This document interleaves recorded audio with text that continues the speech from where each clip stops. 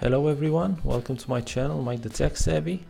Welcome to the full review of the Samsung Galaxy S10e. This is the phone that I have, the canary yellow variant. The S10e that I have is Exynos powered and it's the dual SIM variant. Let's just dive straight into it. From an ergonomic perspective, well, I bought for it a case, as you can see right here. It's a very slim case, but it's quite thick and it protects it, I guess, quite well. I haven't dropped it and, well, hopefully I won't drop it anytime soon. Yeah, you do have the standard ports on the bottom here. I got used to the fingerprint sensor, which is placed quite high for my taste, but still I got used to it. It works pretty well. So I registered 2 fingerprints for the thumb, which really made everything much smooth and made the whole unlocking process really fast. You do have the volume keys and the Bixby key in the normal Samsung position. I'd also like to discuss about something which is nowadays forgotten, the call quality. It's quite decent on this one. It's not the best in class. The best in class call quality that I've seen was the Lumia 950. That was a perfect phone for phone calls, but still it's quite alright. It's much better than the Sony device that I previously used as my daily driver. The One UI is really fast, really smooth. I guess it's matured quite a lot since the beta days on the S9.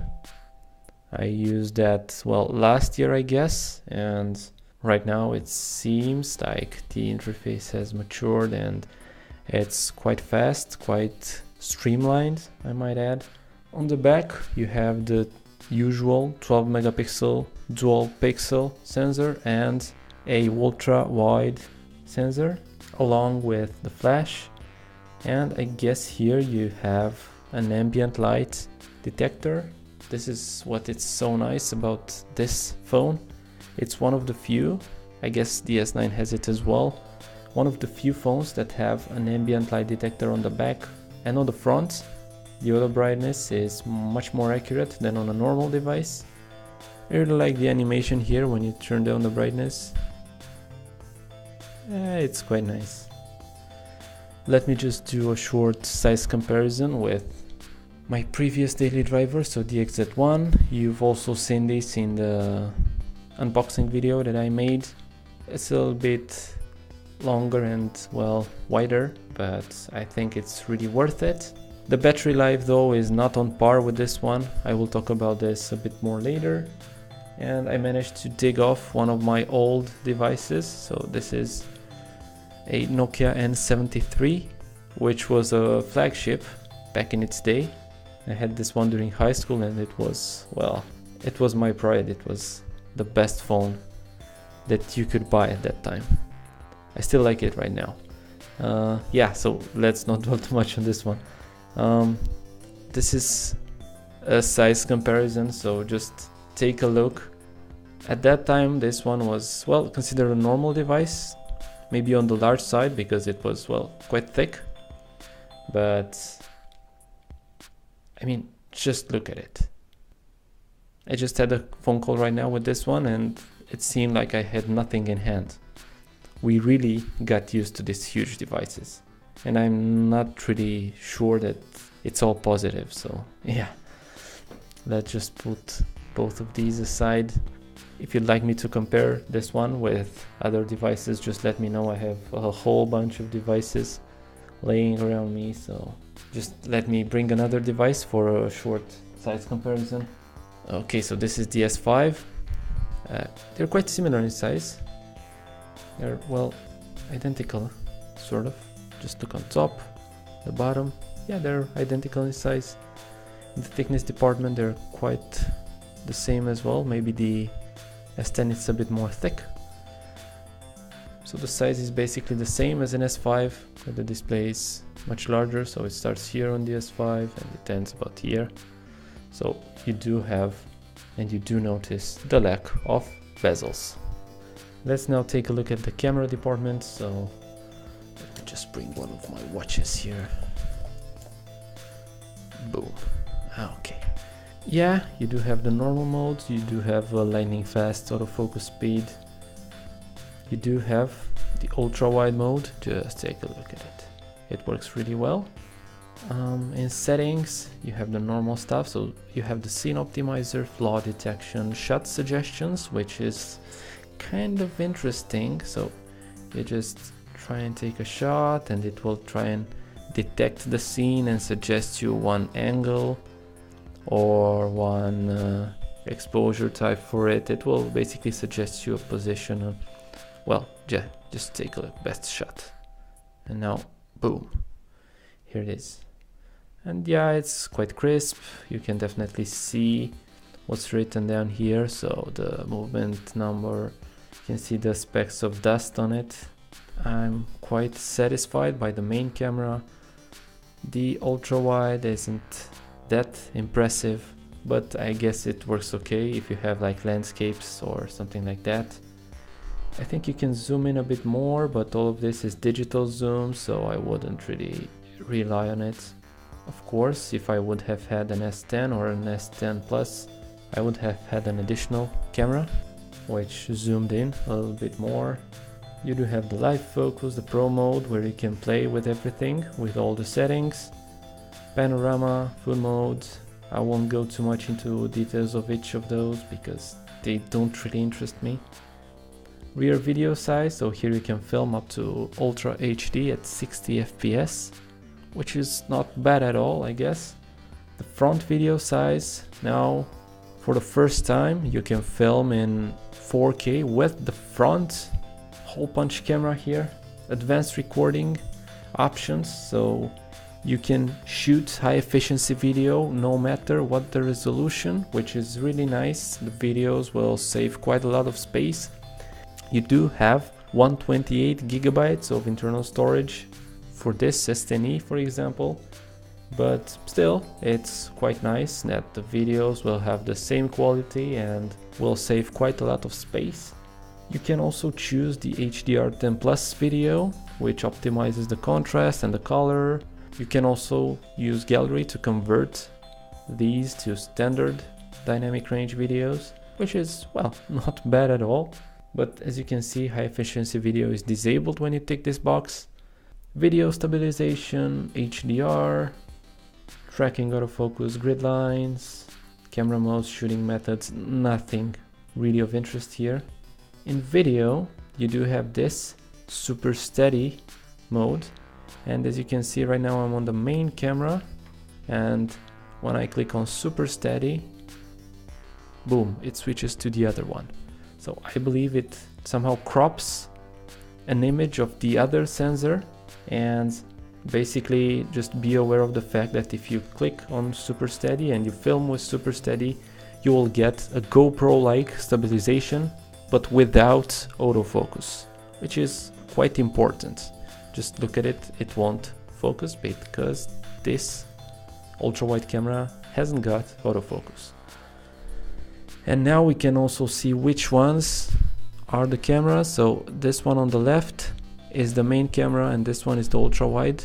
I was expecting them to be the other way around, but yeah, that's how Samsung designed this. This is about it for the super steady mode. Super slow-mo, in here you will get videos with twice the length as compared to the S9. You can also record when motion detected, or yeah, you have quite a lot of things here as well. You have the resolution, yeah, so just take a look at it here. If you click on 0.4, it will record in full HD. If you click once again, it says that 0.8 seconds will be captured, which means it will be captured in 720p. You have the normal slow-mo and the hyperlapse. Won't dwell too much on it, it's one of the best cameras in the business, that's for sure. The device has 6 GB of RAM. Let me just give you a quick look here in memory. So this is how I've used it. You have 5.7 GB of total memory, of which you have like 2.2 available. Once again, I'll bring this up. I'm really looking forward to the custom ROMs that will be built for this device, and I'm looking forward to install them, even though they might void the warranty. But I really think that Samsung has high standards. I've had quite a lot of Samsung devices in the last couple of years, and none of them had any hardware problems. I've reduced the animation scale because this is what I do for all my devices when I get them. This is the first thing that I do.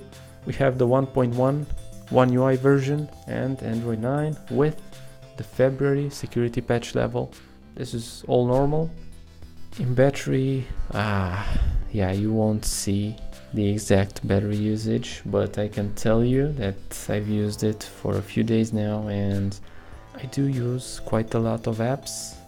I do not do any gaming on my devices, and I had, like, after 21 hours of device idle here and about 5 hours of screen on time, the battery was like 15%.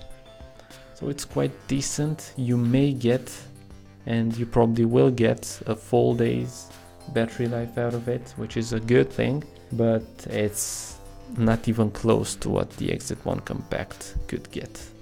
This probably is because of the fact that this S10e has only a 3100 milliamp hour battery, which is yeah, a little bit on the small side. Let me just try and give you a bit more detail about it. Of course, with the Phone Info Samsung app, which is one of the best for Samsung devices, if not the best. Here it is. You can see some more details here. Firmware details, Android details, hardware details. I'm not sure why the front is reported as a 6.5 megapixels camera, because it has 10 megapixels, but well, that makes no difference. Loudspeaker is mono, but we actually have two speakers and they're stereo. How it's reported, the battery is reported as a 3000 milliamp hour battery, but it's a 3100 milliamp hour battery. In personal here, it's really interesting that you can see the battery health and it's 100%. For the previous devices that I owned from new, so the S7, S8, S9 and well, so forth, none of them had 100%. I'm not really sure if Samsung tricked the internals to report this, but well, it's quite impressive if this is the case, and I'm hoping it will stay up for a long time from now on. Battery temperature, and well, it doesn't really interest me that much. I haven't noticed any throttling or any freezes or something like that. Also, I haven't noticed the phone heating up really fast or doing something similar. It's quite alright as far as I've seen so far. Of course, every app is launched instantly. It's really a, well, really fast phone, and it's a flagship. This shouldn't surprise you at all. You can do whatever gaming you want on it. The battery life is still, well, some sort of a no-go, depends really much on your usage. For me, it's okay, I can get 1 day's worth of it, but if you're a heavy user and you do some light gaming on it, I don't think it'll be enough for you. Let's see now how the reverse wireless charging works, or as Samsung calls it, wireless power share. Just a word of warning, this feature won't work unless you have at least 30% of battery left. Let's just take a look at how it works. So it says put the center of your phone back to back with another device, and more info, it gives you some tips. Well, I have here a Samsung Galaxy S6 with a transparent case back, which looks gorgeous. Let's see if it charges or not. Place them back to back. Boom. This device is charging, and right here you can see device connected, charging the connected device. Let's just turn it the other way around. We have the red LED here and the charging prompt.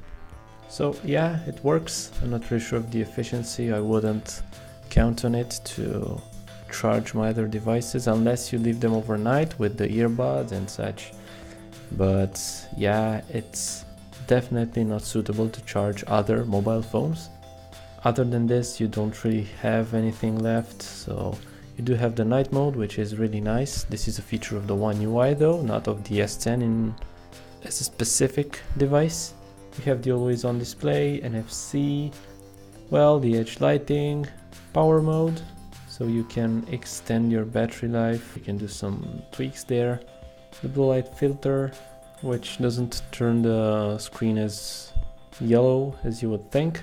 I really like that this device, even when the blue light filter is turned off, has with 40% less blue light coming straight at your eyes, which is really a nice feature, and which is a first in the mobile world industry. Yeah, well, that's about it. If you do have a Samsung Galaxy S8 or S9, I'm not really sure if you should upgrade. If you want the latest and greatest, you should definitely do it. But if you're satisfied with your current device, you're pretty well off if you stay with your old phone. Now, this device, the S10e at least, is very snappy, very fast. The battery life is meh. Yeah, it could be better, but for a user like me, it should be more than enough for one day. The display is really good, the cameras are really good. It's an unbelievable package. So you have dual speakers, the headphone jack, USB Type-C. Basically, you have everything from the other manufacturers as well. You have near no bezels on top and bottom. The bottom chin here, yeah, it's here, but it's not that noticeable. It's been, well, more or less 5 minutes. Let's see how warm the devices are. I noticed that the S6 is quite warm. What about the S10e? Yeah, it's quite warm as well, but not as warm as this one.